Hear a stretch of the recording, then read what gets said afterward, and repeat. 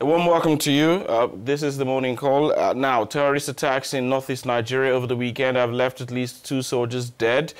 The 2 soldiers died in a gun attack in Bunin Gari in Yobe State, while 5 anti-terror militia members got seriously injured in a seaside bomb attack in Maiduguri, Borno State capital. Now, since July, there has been a surge in attacks on military bases in Nigeria, almost all of them in the region around Lake Chad. This has prompted concern in Nigeria and internationally on what appears to be the rise of a once thought to be defeated terror group. It seems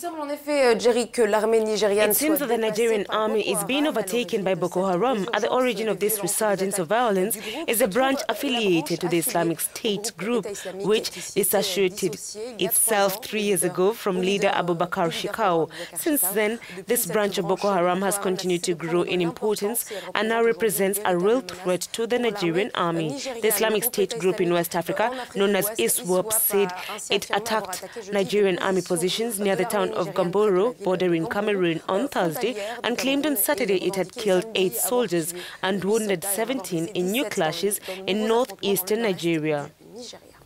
Our correspondent Ibrahim Abdulaziz now joins us from Borno State, Nigeria. Ibrahim, it's good to have you with us now. Thank you for joining us.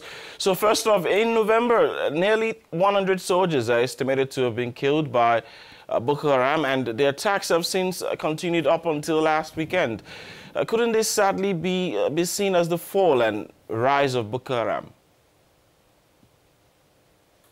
It is unfortunate that over 100 soldiers were reported to have been killed when members of Boko Haram attacked a military base in Borno State last November.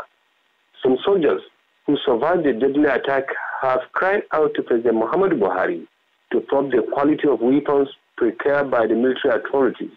The soldiers alleged that they were provided with obsolete weapons, which they said are grossly inadequate to effectively confront the insurgents.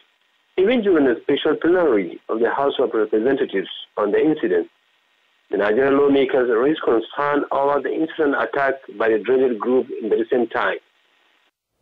Ibrahim, des sources militaires ont affirmé que the military confirmed chef de service au sein de l'armée affecte considérablement l'offensive de l'armée contre Boko Haram. Has been trying to do Boko Haram. What is the latest information on this? Yes, many believe that disunity among service chiefs is seriously in Boko Haram war in the recent time. A major general had last week confided to Punch newspaper that the senior officers no longer accept new ideas.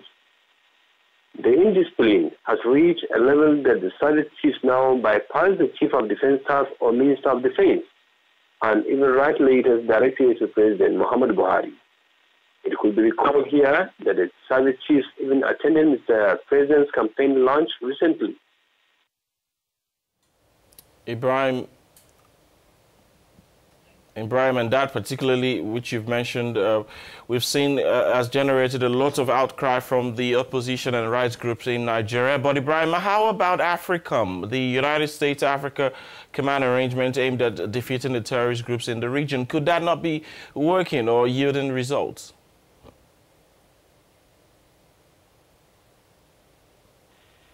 Well, many argue that the United States Africa Command, popularly known as AFRICOM, seems not giving Nigeria the much needed intelligence, surveillance, and reconnaissance. In the past, AFRICOM will provide Nigeria with intelligence, and then the Nigerian Air Force will bomb terrorist strongholds. However, this arrangement seems not to be working anymore. What AFRICOM has been doing is to boost security in the Niger Republic in order to prevent terrorists from getting their hands on uranium. It may seem they do not trust Nigeria with intelligence anymore.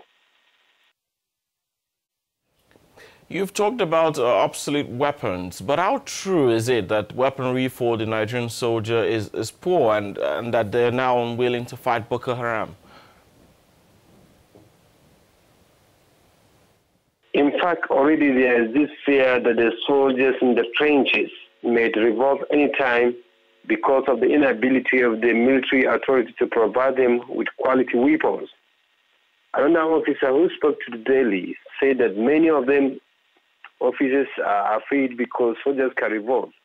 He recalls that some soldiers of the 71 Brigade in Sambisa Forest last year, I could recall, went on rampage, revolting against their superiors. And such rebellion only happens when officers lose the trust of their men. The soldiers had been complaining about lack of weapons and welfare, but their demands seem to be ignored. The allegations be refuted by their superiors.